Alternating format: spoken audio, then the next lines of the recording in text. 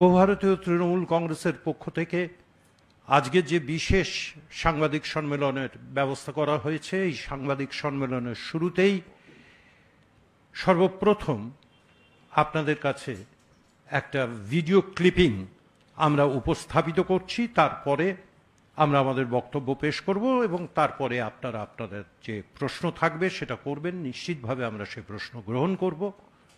সুতরাং ভিডিও ক্লিপিংয়ের মধ্যে দিয়ে আমরা অনুষ্ঠান শুরু করছি।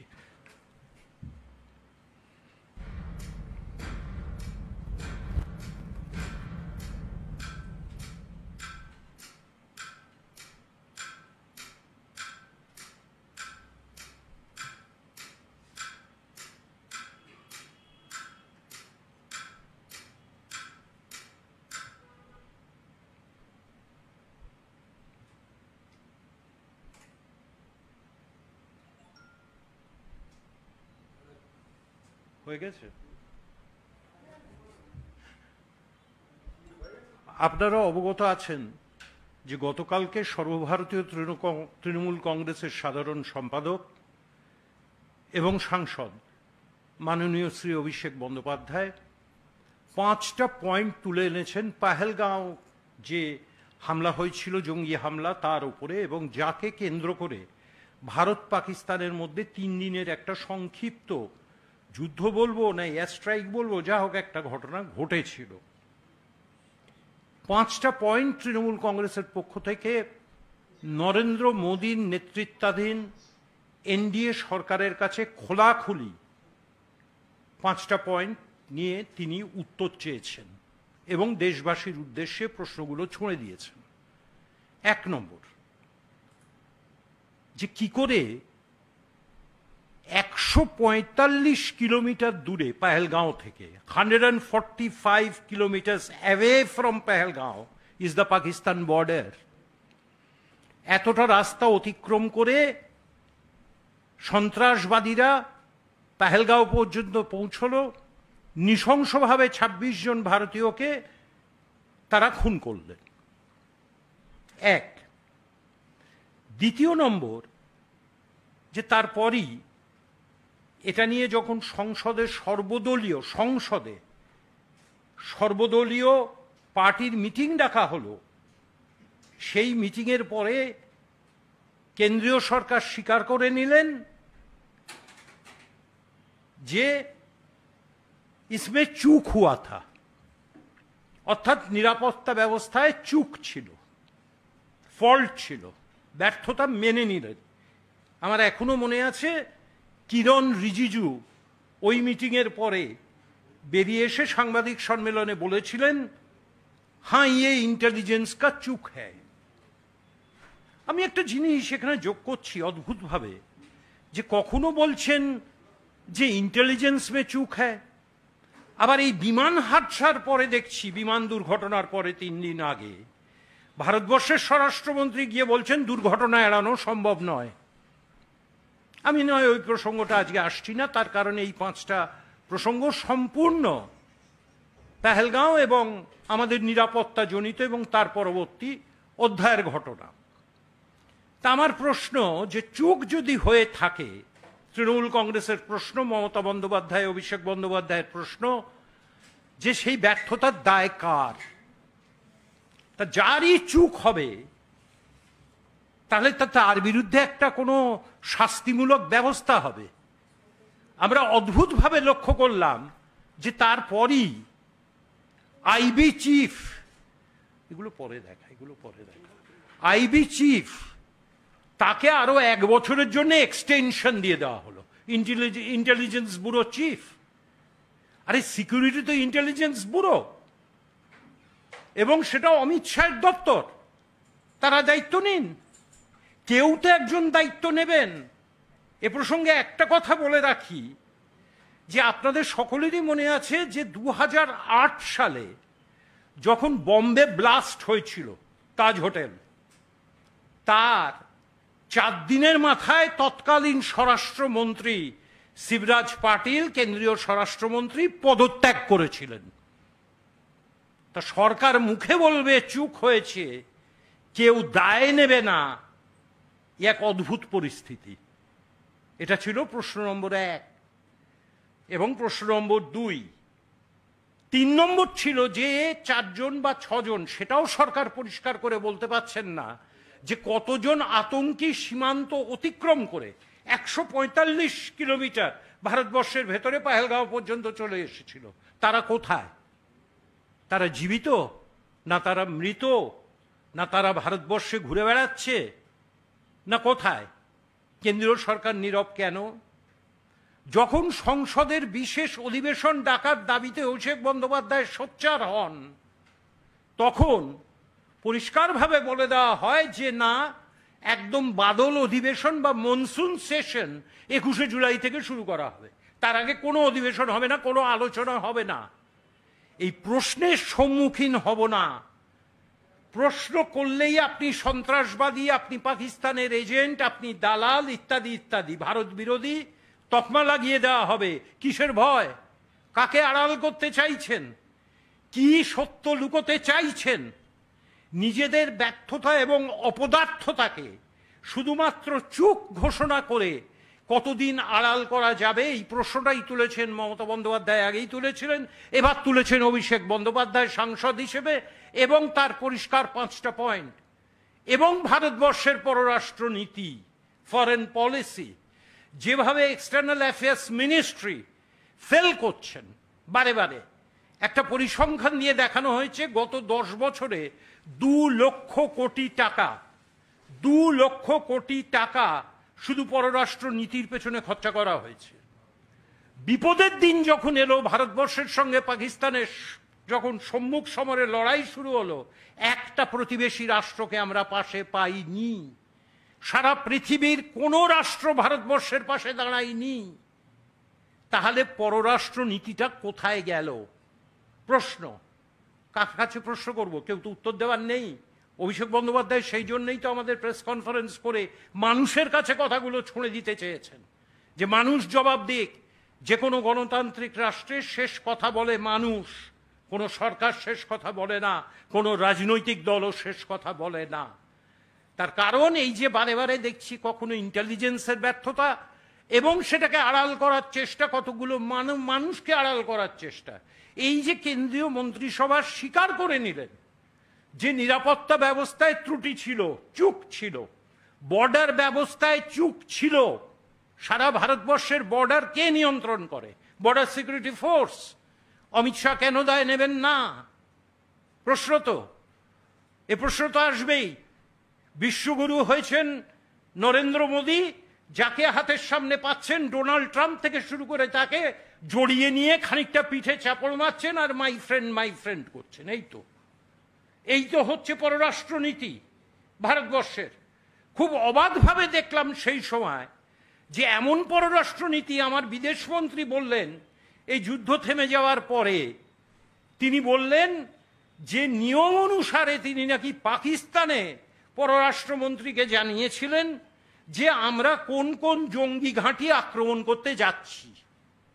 পাকিস্তান সরকার এবং তাদের আর্মি, মিলিটারি, তারা তো জঙ্গি পোষে, তাদের প্রোটেকশনে থাকে জঙ্গিরা, এটা সবাই জানে পৃথিবীর। তাহলে তাদেরকে আগেই তোমরা টেলিফোন করে বলছো মানে কি? আমরা জঙ্গি ঘাঁটিগুলোতে আক্রমণ করতে যাচ্ছি, সুতরাং জঙ্গিদের সেখান থেকে নিরাপদ স্থানে সরিয়ে নাও। এ প্রশ্ন তো খুব স্বাভাবিকভাবে আসবে। আর পঞ্চম এবং শেষ প্রশ্ন অভিষেক বন্দ্যোপাধ্যায় যেটা তুলেছেন, অত্যন্ত মারাত্মক প্রশ্ন, যে যেখানে কাশ্মীর, পাক অধিকৃত কাশ্মীর, পাক অকুপাইড কাশ্মীর, যেটা নিশ্চিত ছিল যুদ্ধটা যেদিকে এগোচ্ছিল, অন্তত ভারতবর্ষের মিডিয়া যা দেখিয়েছে, 24 ঘন্টার মধ্যে ভারতীয় সেনা, বীর সেনারা, সেলাম তাদের, তারা পাক অধিকৃত কাশ্মীর দখল করার জায়গায় ছিল। সেই সময় আমরা দেখলাম যে খুব সম্ভবত 11 তারিখ ভোর রাতে, 11ই মে, আমেরিকার রাষ্ট্রপতি ডোনাল্ড ট্রাম্প তিনি টুইট করে জানিয়ে দিলেন যে গতকাল আমার বিনিদ্র রজনী গেছে, পাকিস্তান এবং ভারতবর্ষের মধ্যে আমি দৌত্য করেছি এবং সিজ ফায়ার হয়ে গেছে। আমরা ঠিক বলছি না ভুল বলছি? প্রথম কে জানিয়েছিলেন? Donald Trump. তার অন্তত 12 ঘন্টা পরে, ওই 11 তারিখ বিকেল 5টার সময় ভারত সরকার ঘোষণা করলো সিজ ফায়ার। পরে বলছে ভারত সরকার, এস জয়শঙ্কর, বিদেশমন্ত্রী তাকে দিয়ে বলানো হচ্ছে না না না না না ওসব ট্রাম্প ঠিক বলছেন না। তাহলে মোদি সাহেব আজ তো আপনি G7-এ গ্রুপ 7-এর মিটিংয়ে রয়েছেন কানাডায়, সরাসরি জিজ্ঞাসা করুন বা বলুন সেখানে সাংবাদিকদের সামনে, ডোনাল্ড ট্রাম্প তুমি মিথ্যা কথা বলছো। আসলে ভারতবর্ষের সার্বভৌমত্ব নরেন্দ্র মোদী অনেক আগেই বিক্রি করে দিয়েছেন। নইলে আমেরিকার নির্বাচনে তিনি নির্বাচনী প্রচারক হিসেবে যান, বলেছিলেন না আপকি বার ট্রাম্প কি সরকার, মনে পড়ছে 2019 সালে। আচ্ছা ধরুন সামনের বছর তো পশ্চিমবাংলায় বিধানসভার নির্বাচন, যদি এখন জো বাইডেন বা হিলারি ক্লিন্টন ডেমোক্র্যাট পার্টির তরফ থেকে এসে বলেন আপকি বার মমতা কি সরকার, কেমন লাগবে? তখন তো বলবে তৃণমূল কংগ্রেস হয়েছে মার্কিন যুক্তরাষ্ট্রের দালাল, পুঁজিপতিদের দালাল। নরেন্দ্র মোদী বললে তিনি বিশ্বগুরু, আর তাতেই তো ভারতবর্ষের সার্বভৌমত্ব নষ্ট হচ্ছে। কারণ ভারতবর্ষের সার্বভৌমত্বে পরিষ্কার একটা কথা বলা আছে, আমরা আমাদের নিজেদের দেশের ব্যাপারে বিদেশি শক্তিকে নাক গলাতে দেবো না, এবং বিদেশের কোনো পররাষ্ট্রনীতির মধ্যে বিদেশের কোনো অভ্যন্তরীণ ব্যাপারে ভারতবর্ষ হস্তক্ষেপ করবে না। এটা ক্লিয়ার ডাইরেকশন আমাদের সভারনিটিতে। তা সেখানে বারে বারে সভারনিটিকে আপনারা লঙ্ঘিত করছেন। বিদেশ নীতি টোটালি ফেল। তার কারণ এই যে 2 লক্ষ কোটি টাকা গত 10 বছরে খরচা করেছেন, একটা বন্ধু জোটাতে পারেননি। কখনো একে জড়িয়ে ধরেছেন, কখনো ওকে জড়িয়ে ধরেছেন, মাই ফ্রেন্ড করে বেরিয়েছেন।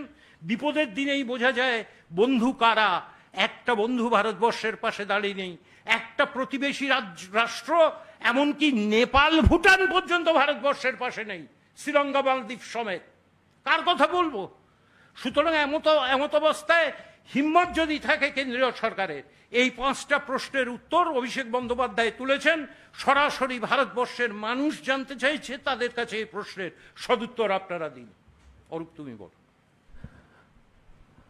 এতক্ষণ আমাদের দলের সিনিয়র নেতা সমীর চক্রবর্তী তার বলা ব্যক্ত করেছেন।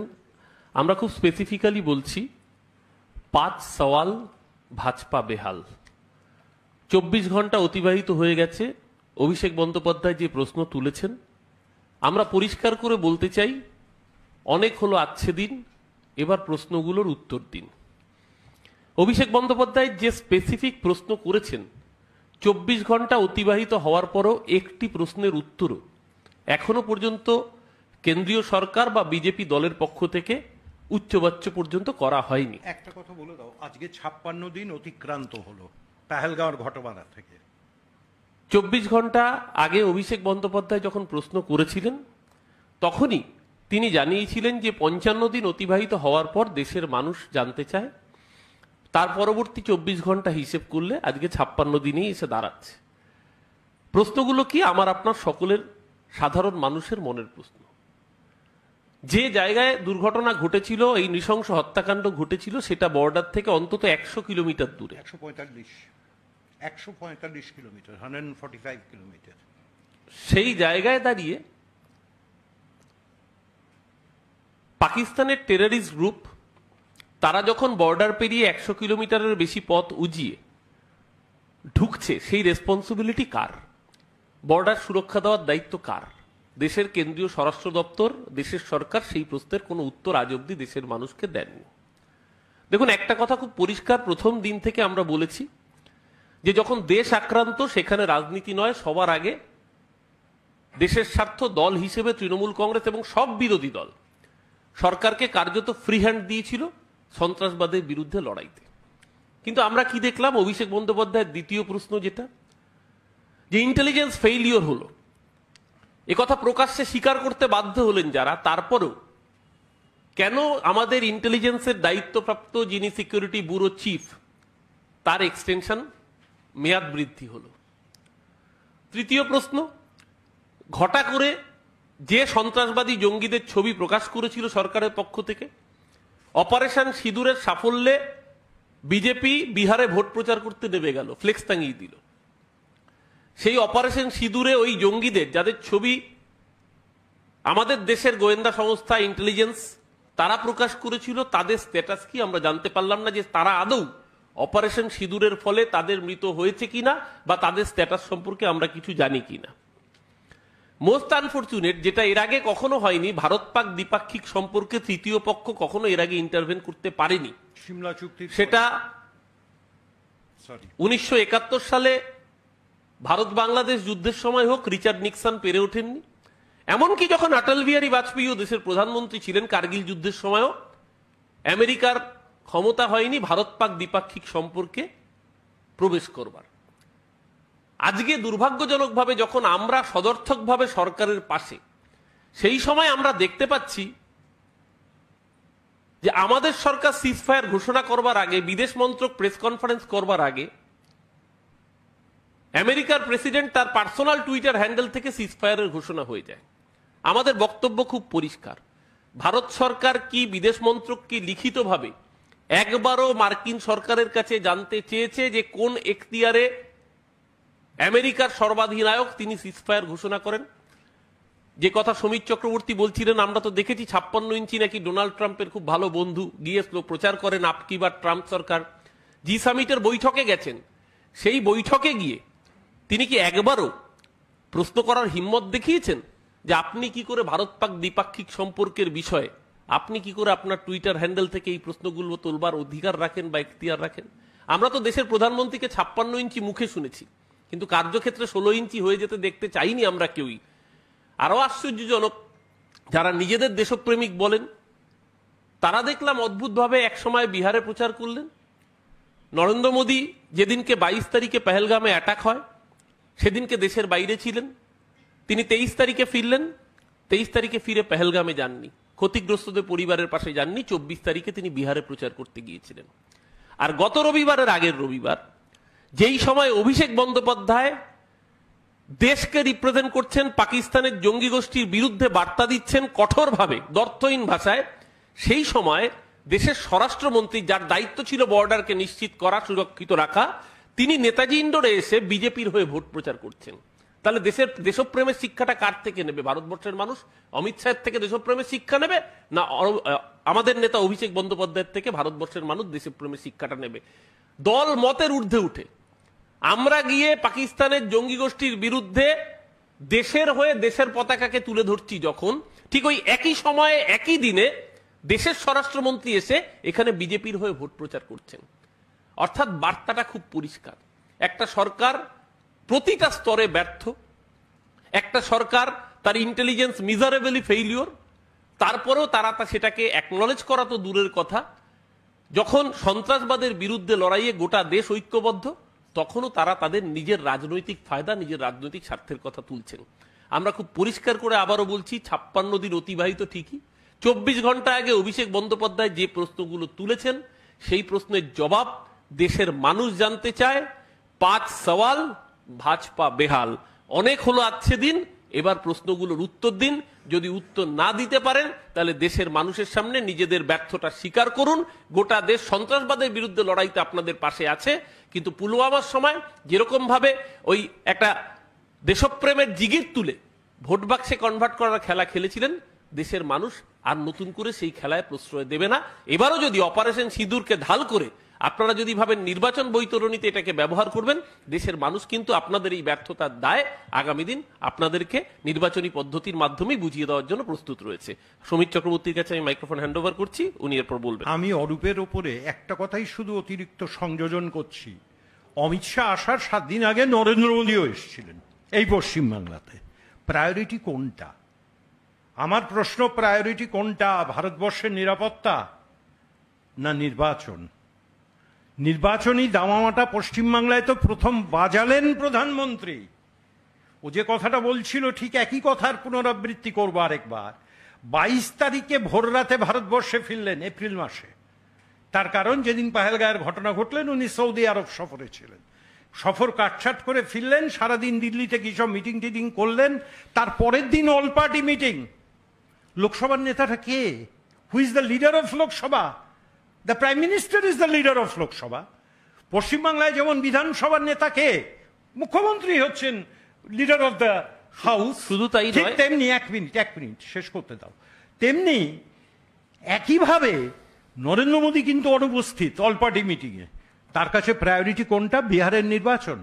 নীতিশ কুমারকে সঙ্গে নিয়ে বিহারে মধুবনীতে হাসি ঠাট্টা করছেন মঞ্চে বসে। আসলে যে কথাটা অরূপ বলল, ওই কি আবার পুলওয়ামার ধাঁচে এইটাকে ইস্যু করে ভারতবর্ষের অন্য রাজ্যের নির্বাচন কি চাইছেন?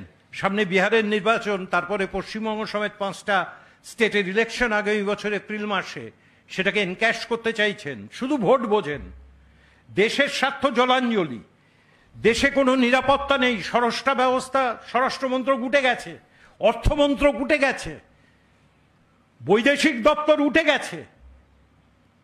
তো কি বলবেন এই সরকার? কি মানুষের কাছে প্রশ্নগুলো রইল, মানুষ উত্তর দিন। পুলওয়ামার সময় আমরা দেখেছিলাম পুলওয়ামাকে ব্যবহার করে সরাসরি নরেন্দ্র মোদী ভোট প্রচার করেছিলেন, পুলওয়ামার শহীদের নামে ভোট চেয়েছিলেন। আমরা আমাদের 44 জন দেশের বীর সেনা জওয়ানের রক্তে ভেজা লাশ গুনেছিলাম, আমরা সার্জিক্যাল স্ট্রাইকের কথা শুনেছিলাম, কিন্তু আমরা একজনও পাকিস্তানি টেররিস্ট গ্রুপের কারুর মৃতদেহ আমরা দেখতে পাইনি। সার্জিক্যাল স্ট্রাইক হয়েছিল, কিন্তু আমরা আমাদের যে প্রত্যাশিত ভারতবর্ষের মানুষ যে বদলাটা দেখতে চেয়েছিল সেই বদলা আমরা দেখতে পাইনি। এবার দ্বিতীয়ত, পাক অধিকৃত কাশ্মীরকে দখল করার যে সুযোগ পেয়ে গেছিল ভারতীয় সেনা, তাদেরও মনোবলে কি আঘাত লাগছে না এই ধরনের হঠকারী সিদ্ধান্তে? প্রশ্ন রইল, বলো। বুয়াদা বলে দিয়েছেন। সুতরাং আমাদের বক্তব্য সেদিনও যা ছিল আজও তাই আছে। যখন দেশ বিপদে, গোটা দেশের পাশে দল মতের ঊর্ধ্বে তৃণমূল কংগ্রেস দাঁড়িয়েছে। মমতাদি প্রথম দিন থেকে বার্তা দিয়েছেন, অভিষেক বন্দ্যোপাধ্যায় মমতা বন্দ্যোপাধ্যায়ের দূত হিসেবে গোটা পৃথিবীর কাছে সন্ত্রাসবাদের বিরুদ্ধে ভারতের অবস্থানকে দৃঢ়ভাবে ব্যক্ত করেছেন। কিন্তু দুর্ভাগ্যজনকভাবে আমরা দেখছি যারা আমাদের দেশের সরকার চালাচ্ছেন তারা এই ঘটনাকে কেন্দ্র করেও দেশের স্বার্থের বাইরে দলের স্বার্থকে প্রাধান্য দিচ্ছেন তাদের নিজস্ব সংকীর্ণ রাজনীতির স্বার্থে। এর আগে পুলওয়ামার সময় তাদের অভিজ্ঞতা বাংলার মানুষ, ভারতবর্ষের মানুষ ভোলেনি। এবারও যে 26 জনের প্রাণ হারিয়েছে তাদের মধ্যে আমাদের বাংলার 3 জন মানুষ রয়েছে। আগামী দিন পুলওয়ামার মতো করে এই অপারেশন সিঁদুরের নাম করে এই ভোট ব্যাংকের রাজনীতি বন্ধ হোক, কড়া বার্তা যাক, পাকিস্তানের সন্ত্রাসবাদ ধ্বংস হোক। আজকে ভারতীয় সেনা সক্ষম, তারা জবাব দিয়েছিল। পিওকের মধ্যে একাধিক জায়গা, কোটলি হতে পারে, মুজফফরাবাদ হতে পারে, হুনজা হতে পারে, একাধিক জায়গায় পাকিস্তানি জঙ্গিদের বাংকার ধ্বংস করে দিয়েছিল। সেই সময়ে দাঁড়িয়ে যে সিজফায়ার কার্যত আমেরিকার প্রেসিডেন্টের টুইটার হ্যান্ডেল থেকে ঘোষিত হয়েছে, সেটা না হলে হয়তো সত্যি সত্যি অভিষেক বন্দ্যোপাধ্যায় যেটা বলেছেন পাক অকুপাইড জম্মু অ্যান্ড কাশ্মীর তার একটা বড় অংশ আজকে ভারতবর্ষের মধ্যেই থাকতো। যে কোনো কারণেই হোক কূটনৈতিক দূতের বিষয়ে আমরা নিশ্চয়ই মিনিস্ট্রি অফ এক্সটার্নাল অ্যাফেয়ার্সের বিষয়ে আমরা সরাসরি নাক গলাই না, নাক গলাতে পারিও না, উচিতও নয়। দলনেত্রী বারবার করে সেই কথা বলেছেন। সেই জায়গায় দাঁড়িয়ে আমাদের বক্তব্য খুব পরিষ্কার, যে প্রশ্ন অভিষেক বন্দ্যোপাধ্যায় করেছেন সেই প্রশ্নের উত্তর দিন, মানুষকে ফেস করুন। আমি জানি আপনারা মন কি বাত করেন, সাংবাদিকদের প্রশ্নের উত্তর নেন না, কিন্তু আমরা সাংবাদিকদের প্রশ্নের উত্তর নিই এবং সাংবাদিকদের প্রশ্নের মুখোমুখি হতে আমরা দ্বিধা করি না। তাই আমি সাংবাদিক বন্ধুদের বলবো, আপনাদের যদি কিছু প্রশ্ন থাকে সেটা আপনারা করতে পারেন। মুখ্যমন্ত্রী মমতা বন্দ্যোপাধ্যায় তো বলেছিলেন স্পেশাল সেশন ডাকা হোক, কিন্তু সেই বিষয়ে সম্পূর্ণভাবে তারা নিশ্চুপ রয়েছে। 21শে জুলাই থেকে তাদের বাদল অধিবেশন শুরু হবে। অভিষেক বন্দ্যোপাধ্যায়ের 5 প্রশ্ন, এইটা নিয়ে তৃণমূল কংগ্রেসের সংসদের দুই পক্ষে তারা সরব হবে কতটা, এবং সেই সঙ্গে কংগ্রেস সহ ইন্ডিয়া অ্যালায়েন্স সেই জায়গাতেও কি শাসক দল তৃণমূল কংগ্রেস বার্তা দেবে অভিষেক বন্দ্যোপাধ্যায়ের এই 5 প্রশ্ন নিয়ে? দেখুন, একটা কথা খুব খোলাখুলি বলি, তৃণমূল কংগ্রেস তো বরাবরই চাইছে, যেদিন থেকে পেহেলগাঁওয়ের ঘটনা ঘটেছে এবং তারপর যেই যুদ্ধবিরতি হয়েছে, সিজফায়ার হয়েছে, তখন থেকেই তো তৃণমূল কংগ্রেস আওয়াজ তুলেছেন। মমতা বন্দ্যোপাধ্যায় বলেছেন, অভিষেক বন্দ্যোপাধ্যায় বলেছেন যে অবিলম্বে পার্লামেন্টের স্পেশাল সেশন ডাকা হোক। তা কারা এড়িয়ে যাচ্ছে? আসলে ওই যে বলছিলাম না শুরুতে, যে প্রশ্নের সম্মুখীন হব না। কেউ যদি সঠিক প্রশ্ন করে সঙ্গে সঙ্গে সে দেশদ্রোহী, সে পাক গুপ্তচর, সে পাক এজেন্ট। 21শে জুলাইয়ের পর হাউসটা খুলতে দিন না, এই প্রশ্নগুলো তো আসবে এবং তৃণমূল কংগ্রেস তো ভয়ঙ্করভাবে লোকসভাকে উত্তাল করবে, লোকসভা এবং রাজ্যসভাকে উত্তাল করবে, মানে কোনো নেগেটিভ সেন্সে নয়। প্রশ্নগুলো ছুঁড়বে সরকারের কাছে। আমি জানি কোনো না কোনো অছিলায় সরকার হাউস বন্ধ করে পালাবে আবার, আমি নিশ্চিত। তার কারণ হচ্ছে ওরা হাউসকে ফেস করতে চায় না। আপনারা তো সাংবাদিক, বলুন তো, নরেন্দ্র মোদী প্রশ্নের উত্তর দেন? ভারতবর্ষের প্রথম প্রধানমন্ত্রী, বোধহয় বিশ্বের প্রথম প্রধানমন্ত্রী যে কোনো সাংবাদিক সম্মেলন করে না, করেই না। ডোনাল্ড ট্রাম্পও করে, কিন্তু এ করে না।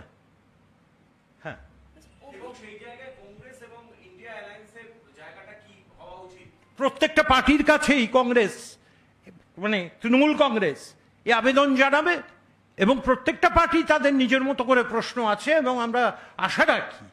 দেখুন, আমি তৃণমূল কংগ্রেসের বাইরে কি অন্য পার্টির কি স্ট্যান্ড আমি তো বলতে পারবো না, সেটা তাদের স্ট্যান্ড, কিন্তু আমরা আশা করব যে সবাই নিশ্চয়ই ভারতবর্ষের স্বার্থে তারা সঠিক প্রশ্নটা সঠিক জায়গায় তুলে ধরবেন, মানে লোকসভায় এবং রাজ্যসভায়। অভিষেক বন্দ্যোপাধ্যায়ের প্রশ্নের উত্তর না দিলেও পাল্টা আরো 5টি প্রশ্ন ছুড়ে দিয়েছে বঙ্গ বিজেপি। বঙ্গ বিজেপির কাছে উত্তরগুলো চাওয়া হয়নি, উত্তরগুলো চাওয়া হয়েছে কেন্দ্রীয় বিজেপির কাছে। তার কারণ বঙ্গ বিজেপি খায় না মাথায় দেয়, এটা কি জানে? তাদের প্রশ্নগুলো আমি একটু ছোট করে বলে দিই। 5টি প্রশ্ন তারা রেখেছেন যে নারী নির্যাতন পরপর হচ্ছে, তার জন্য মুখ্যমন্ত্রী ইস্তফা দেবেন না কেন? প্রমোটার রাজ বেড়েছে অগ্নিকাণ্ডের ঘটনায়, কেন এই ঘটনা ঘটছে? হিন্দুদের ওপর কেন অত্যাচার ঘটছে? কুকথা বলার জন্য অনুব্রত মণ্ডলের বিরুদ্ধে কি ব্যবস্থা নেওয়া হবে এবং এসএসসির সমাধান কবে হবে? শাক দিয়ে মাছ ঢাকার চেষ্টা। আসলে এত দেউলিয়া রাজনীতি আমি দেখিনি আমার দীর্ঘ 48 বছরের রাজনৈতিক জীবনে। টোটাল পলিটিক্যাল ব্যাংক্রাপ্সি পশ্চিমবাংলার বিজেপি, ব্যাংক্রাপ্ট। এরা জানেই না কোত্থেকে প্রমোটার রাজ ধরে নিয়ে আসছে আর কি সব আপনি বলছেন সেগুলো। দেশ আগে না কোথায় কে প্রমোটিং করবে সেটা আগে। তাহলে আমি যদি প্রশ্ন করে বসি পাল্টা, যে নরেন্দ্র মোদীর গুজরাটে প্লেন বাড়িতে গিয়ে ধাক্কা খাচ্ছে কেন, ওটা কি প্রমোটার রাজ?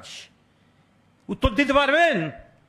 যে প্রশ্নটা করলেন, বিমানটা কোথায় গিয়ে ধাক্কা খেলো, উত্তরটা দিন না। তো ওটা কি প্রমোটার রাজ? আসলে মানে পাগলের মতো কথাবার্তা বলা ছাড়া, ওই যে বলছি না পলিটিক্যাল ব্যাংক্রাপ্সি, পশ্চিমবাংলার বিজেপির থেকে এত রাজনৈতিক দেউলিয়া আমি কোনোদিন কোনো রাজনৈতিক দলকে দেখিনি গত 48 বছরে আমার রাজনৈতিক জীবনে। নারীদের নিরাপত্তা নিয়ে যে প্রশ্ন করলেন, সেই নিরাপত্তার বিষয়টা আমার মনে হয় সবচেয়ে ভালো উত্তর দিয়েছে বিজেপির মন্ডল প্রেসিডেন্ট গঙ্গাধর কয়াল। সন্দেশখালীর সময় কি বলেছিলেন? রেপি হয় নাই, তাকে রেপে কনভার্ট করিয়ে দিয়েছে। আমরা এখনো ভুলিনি কি করে পশ্চিমবঙ্গের নারীদের সম্মান 2000 টাকার বিনিময়ে, আচ্ছা 2000 টাকার বিনিময়ে কি করে পশ্চিমবঙ্গের নারীদের সম্মানকে তিনি কার্যত গোটা দেশের কাছে বেআব্রু করেছিলেন। বাংলার মানুষ ভোলেনি, যখন এই কথাগুলো বলছেন দেশের মানুষ তো ভোলেনি কুঁয়ার বিজয় সিংহ মন্ত্রী, তিনি আমাদের সেনাবাহিনীর জওয়ান বীরাঙ্গনা কর্নেল সোফিয়া কুরেশি তার সম্পর্কে বলেছেন সন্ত্রাসবাদী জঙ্গিদের বোন। বিজেপি, আমরা তো দলগতভাবে ব্যবস্থা নিয়েছি, বিজেপি একটা শব্দ উচ্চারণ করেছে তার নিজের মন্ত্রীর সম্পর্কে, তাকে বরখাস্ত করা তো দূরের কথা, তাকে একটা শোকজ পর্যন্ত করেছে। বিজেপির বলার কোনো এখতিয়ার আছে এই প্রশ্নগুলো কথা তুলবার? আমাদের বক্তব্য খুব পরিষ্কার। অভিষেক বন্দ্যোপাধ্যায় যে প্রশ্ন করেছেন সেই প্রশ্নের জবাব বিজেপির কাছে নেই বলে এই বাইপাস করার জন্য এই ধরনের নোংরা রাজনীতি, এই রাজনীতি বাংলার মানুষ বরদাস্ত করবে। আর ওই যে মুসলমান নিয়ে একটা কথা বলেছে না, এই যে সোফিয়া কুরেশি ভারতবর্ষের বীর সেনানী, তাকে দিয়েই তো ভারত সরকার প্রেস কনফারেন্সগুলো করাচ্ছিল ইন্ডিয়া পাকিস্তান যুদ্ধের সময়। তার সম্বন্ধে বিজয় শাহ না কি নাম ওর, বিজয় কি, ওই মধ্যপ্রদেশের মন্ত্রী ক্যাবিনেট বিজেপির, তিনি কি মন্তব্য করলেন? যে উনি সন্ত্রাসবাদীদের বোন। কে বলেছিলেন?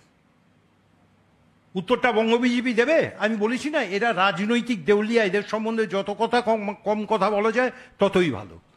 বলছি, আপনি রাজনৈতিক দেউলিয়ার কথা বললেন, সেই প্রসঙ্গে আসি। সামনে বিধানসভা নির্বাচন, সেই জায়গা থেকে বঙ্গ বিজেপির একটা বড় রদবদল হবে বলে শোনা যাচ্ছে, এবং যে কে রাজ্য সভাপতি হবে সেটা নিয়েও একটা মতবিরোধ রয়েছে। কেউ চাইছেন সুকান্ত মজুমদার থাকুক, কেউ চাইছেন নতুন কাউকে আনা হোক। এই যে দলের মধ্যেই একটা কোন্দল তৈরি হয় প্রত্যেক বছর নির্বাচন আসার আগেই, কি বলবেন? ওটা তো ওদের দলের অন্তর্দলীয় মানে নিজেদের ব্যাপার, এই নিয়ে আমি কোনো মন্তব্য করব না। তবে শুনুন, বাংলায় মুখই নেই, কিছু মুখোশ ঘুরে বেড়াচ্ছে, তার মধ্যে টানামানি হচ্ছে, সুতরাং ওটা ওদের দলের ব্যাপার, এই নিয়ে আমি কোনো মন্তব্য করব না। আপনাকে একটা ছোট্ট প্রশ্ন করার ছিল, সেটা হচ্ছে যে আমরা দেখলাম কাজল শেখ এবং অনুব্রত মণ্ডলকে নিয়ে দলীয় নেতৃত্ব বসলেন এবং তাদেরকে একটা বার্তা দিলেন। এরপর বীরভূমের রাজনীতিতে হঠাৎ করে যেটা দেখা যাচ্ছে, এআই দিয়ে মানে বাঘরূপী অনুব্রত এবং সিংহরূপী কাজল শেখ, এরকম এআই দিয়ে ভিডিও বানানো হচ্ছে। তো আপনারা তো নেতাদেরকে বার্তা দিচ্ছেন, কিন্তু নেতাদের অনুগামীরা তাদের জেলার নেতাদের নিয়ে এই যে বাঘ এবং সিংহ বানিয়ে এআই এর সাহায্যে ভিডিও তৈরি করে 26-এর নির্বাচনের আগে তো মানে এটা কেমন হচ্ছে ব্যাপারটা? দেখুন, আমি বলে দিই। হ্যাঁ, এআই এর মাধ্যমে বানানো হয়েছে আস্ত রয়্যাল বেঙ্গল টাইগার, জড়িয়ে ধরেছে অনুব্রত মণ্ডলকে। পাল্টা কাজল শেখের অনুগামীরা বানিয়েছেন সিংহ এসে জড়িয়ে ধরেছে কাজল শেখ। তো যখন দল নেতাদের বার্তা দিচ্ছে, নেতাদের অনুগামীদের কিন্তু আটকানো যাচ্ছে না। প্রথম কথা হচ্ছে, আপনি যে দুই নেতার কথা বললেন, এটা নিয়ে দল ইতিমধ্যেই তার বক্তব্য পরিষ্কার করে জানিয়েছে। আপনি যদি অনুব্রত মণ্ডলকে জিজ্ঞাসা করেন তার নেতার নাম কি, উত্তর আসবে মমতা বন্দ্যোপাধ্যায়, তার সেনাপতির নাম অভিষেক বন্দ্যোপাধ্যায়। কাজল শেখকে প্রশ্ন করলেও একই উত্তর আসবে, নেত্রীর নাম মমতা দি, সেনাপতির নাম অভিষেক বন্দ্যোপাধ্যায়। আর মাথায় রাখবেন, বাঘ হোক বা সিংহ, ছাগল কিন্তু দুজনকেই ভয় পায়। তাই রাজ্যের বুকে ছাগলের তৃতীয় সন্তান যারা, তারা বাঘকেও ভয় পাবে, তারা সিংহকেও ভয় পাবে। বাকি এই বিষয়ে যা বলার আমাদের দলের ঊর্ধ্বতন নেতৃত্ব ইতিমধ্যেই জানিয়ে দিয়েছেন। শুধু অনুব্রত কাজল শেখ কিন্তু নয়, কাসেম সিদ্দিকী তিনি সদ্য তৃণমূলে যোগ দিয়েছেন, সেই নিয়েও কিন্তু শওকত মোল্লা তিনি উল্লেখ করছেন তাকে নিয়ে, যে দল যখন সিদ্ধান্ত নিয়েছে তখন তাজা আলু হোক কিংবা পচা আলু তাকে মেনে নিয়ে চলতে হবে। তো সেখানে যখন দল কোনো সিদ্ধান্ত নেয় সেটা সকলকেই মেনে চলতে হবে, এটা নিয়ে তার বিতর্কে কোনো অবকাশই থাকে না। এটা তো উনি বলেই দিয়েছেন, দল যখন সিদ্ধান্ত নিয়েছেন মমতাদির অনুমোদন ক্রমে এই দলে সিদ্ধান্ত গৃহীত হয়েছে। সুতরাং সেক্ষেত্রে আমরা এই নিয়ে বাড়তি কথা বলার কোনো অবকাশই থাকে না। আমাদের বক্তব্য আজকে প্রেস কনফারেন্স, মূলত অভিষেক বন্দ্যোপাধ্যায় যে 5টি প্রশ্ন তুলেছেন সেই প্রশ্নের জবাব বিজেপি দেওয়ার জায়গায় নেই। যেহেতু তারা জবাব দেওয়ার জায়গায় নেই, তাই জন্য তারা বেসলেস আরো কিছু কথা, অবান্তর কথা তোলবার চেষ্টা করছেন। কিন্তু আমাদের প্রশ্নটা ভারতের সার্বভৌমত্বের ক্ষেত্রে, আমাদের প্রশ্ন দেশের নিরাপত্তার স্বার্থে, আমাদের প্রশ্ন দলের ঊর্ধ্বে দেশের স্বার্থে। বিজেপির কাছে দেশের থেকে দল বড়, তাই তারা ভোটের রাজনীতি করছে। আমরা দেশকে দলের আগে প্রাধান্য দিই বলে অভিষেক বন্দ্যোপাধ্যায় যে 5টা প্রশ্ন করেছেন, সেটা ভারতবর্ষের স্বাধীনতা, ভারতবর্ষের সার্বভৌমত্ব, ভারতবর্ষের নিরাপত্তার স্বার্থে। পরিষ্কার করে বলছি, 24 ঘন্টা অতিবাহিত হয়েছে, অভিষেক বন্দ্যোপাধ্যায়ের প্রশ্নের কোনো উত্তর এখন অব্দি গোটা দেশের মানুষ পায়নি। 55 দিন পেরিয়ে আজকে 56 দিন হতে চলল, এখনো পর্যন্ত পেহেলগামের আসল ঘটনার সত্যাসত্য বাংলার তথা দেশের মানুষের কাছে উন্মোচিত হলো না। এর দায় অবধারিতভাবে দেশের ক্ষমতায় যারা আছে তাদেরকে নিতে হবে। যদি না নেন, এটা নিয়ে যদি রাজনীতি করেন, তাহলে দেশের মানুষ আগামী দিন আপনাদের সেই ভাষাতেই জবাব দেবে। ভারতবর্ষে বেকারত্ব একটা বিরাট জায়গায় পৌঁছেছে, বাড়ছে, যেখানে এই মুহূর্তে 5.6% এবং গ্রামীণ ভারতে 13.7% বেকারত্ব সারা দেশের নিরিখে। কি বলবেন, কোন দিকে যাচ্ছে? প্রথম কথা হচ্ছে, 2014 সালে যখন নরেন্দ্র মোদী ক্ষমতায় এসেছিলেন, উনি বলেছিলেন বছরে 2 কোটি বেকারের চাকরি। নরেন্দ্র মোদীর জামানায় একের পর এক রাষ্ট্রায়ত্ত সংস্থা বিলগ্নীকরণ হয়েছে, বিক্রি হয়েছে, নতুন করে বেকার তৈরি হয়েছে। শুধু তাই নয়, সিএমআই এর তথ্য বলছে সারা ভারতবর্ষে গত 45 বছরে বেকারত্বের হার সর্বোচ্চে পৌঁছেছে। গত 2023 থেকে 2024 এই ফিনান্সিয়াল ইয়ারে 45 বছরে দেশের বেকারত্বের হার সর্বোচ্চ জায়গায় পৌঁছেছিল, যারা বলেছিল বছরে 2 কোটি বেকারের চাকরির প্রতিশ্রুতি দিয়ে ক্ষমতায় এসেছিল। সেই জায়গায় দাঁড়িয়ে এটা সেই সত্যকেই রিফ্লেক্ট করছে, যেটা কার্যত গোটা দেশব্যাপী বেকারের হাতে কাজ নেই, গরিব মানুষের পেটে ভাত নেই, মাথার উপর ছাদ নেই। যার জন্য বিজেপি শাসিত রাজ্যগুলোতে একরকম চিত্র, বিজেপি যেখানে শাসনে নেই সেখানে অন্য রকমের বিমাতৃসুলভ আচরণ। এ রাজ্যের আবাসের টাকা বন্ধ করে দেয়, এ রাজ্যের 100 দিনের টাকা বন্ধ করে দেয়, আরো নতুন করে বেকার সৃষ্টিতে গরিব মানুষের পেটে লাথি মারার জন্য একটার পর একটা রাষ্ট্রায়ত্ত সংস্থা বড়লোক পুঁজিপতিদের হাতে বিক্রি করে। এর সঙ্গে আমি অতিরিক্ত সংযোজন করছি এই বেকার ইস্যুতে। এই যখন ভারত পাকিস্তান যুদ্ধটা চলছিল, রিটায়ার্ড যিনি এক্স জেনারেল জেডি বক্সি, তিনি বলেছেন ভারতবর্ষের সেনাবাহিনীতে 1,86,000 পোস্ট খালি, নিয়োগ করতে পারিনি মোদী সরকার। দায় কার? একদিকে বেকারত্ব হু হু করে বাড়বে।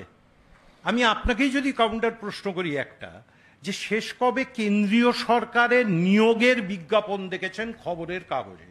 রেলওয়েজ হতে পারে, Indian railways, Indian post and Telegraph হতে পারে, ব্যাংকিং সেক্টর হতে পারে, আর্মি হতে পারে, একটা বলুন না আমাদের।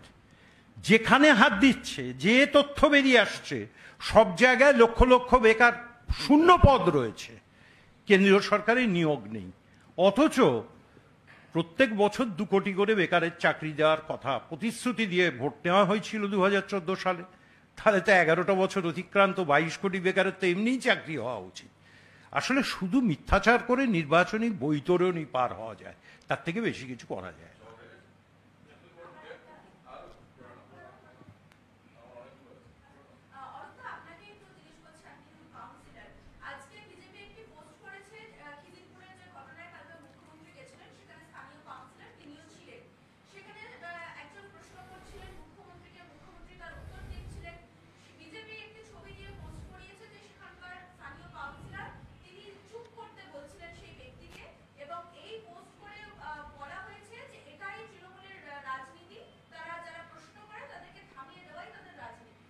দেখুন, স্বয়ং মমতা বন্দ্যোপাধ্যায় নিজে দুর্ঘটনাস্থলে গেছেন, মুখ্যমন্ত্রী নিজে মানুষের প্রশ্ন নিয়েছেন, সরকার পাশে রয়েছে, অস্থায়ী দোকান করে দেওয়া হচ্ছে এবং পরবর্তীকালে ওই জায়গাতেই নতুন করে বাজার তৈরি করে দেবে সরকার ইতিমধ্যেই ঘোষণা করেছে। তৃণমূল কংগ্রেস প্রশ্ন নিতে ভয় পায় না, প্রশ্ন নিতে তারা ভয় পায় যারা 11 বছর দেশের ক্ষমতায় থাকার পরও একটা প্রেস কনফারেন্স করার মুরদ দেখায় না, শুধুমাত্র মন কি বাত একতরফা কথা বলে। আর আমরা যে কোনো জায়গায় কোনো ঘটনা দুর্ঘটনা ঘটতেই পারে, সেটাকে ফেস করতে যাই। আমরা নিজের সুবিধা মতো কখনো কোনো ব্রিজ ভেঙে পড়লে তাকে অ্যাক্ট অফ গড বলে চালাই না। আবার যখন নিজেদের রাজ্যে দুর্ঘটনা ঘটে, আমি জাস্ট 5 সেকেন্ডের একটা অডিও ক্লিপ আপনাদের শুনিয়ে দিই। मैं एक बात जरूर कहना चाहता हूं कि ये एक्सीडेंट है, एक्सीडेंट को कोई रोक नहीं सकता। দেশের স্বরাষ্ট্রমন্ত্রী বলছেন ये অ্যাক্সিডেন্ট है, एक्सीडेंट को कोई रोक नहीं सकता। আর যখন বাংলার বুকে ব্রিজ ভেঙে পড়ে তখন অ্যাক্ট অফ গড না অ্যাক্ট অফ ফ্রড হয়? আজকে এই প্রশ্নের জবাব তাদেরকে দিতে হবে। আরে ওটাও ধার করে নেওয়া। ও মাই গড বলে একটা সিনেমা এসেছিল, সেখানে অ্যাক্ট অফ গড বলে মামলা হয়েছিল। সিনেমাটার কথা মনে করুন। এরা সবই হচ্ছে টুকলি পার্টি। কোথায় কোথাও সিনেমা দেখবে, তার ডায়লগ বলবে যে কি লোহা গরম হ্যায়, সিঁদুর দৌড় রা হ্যায়, কি বলা যাবে?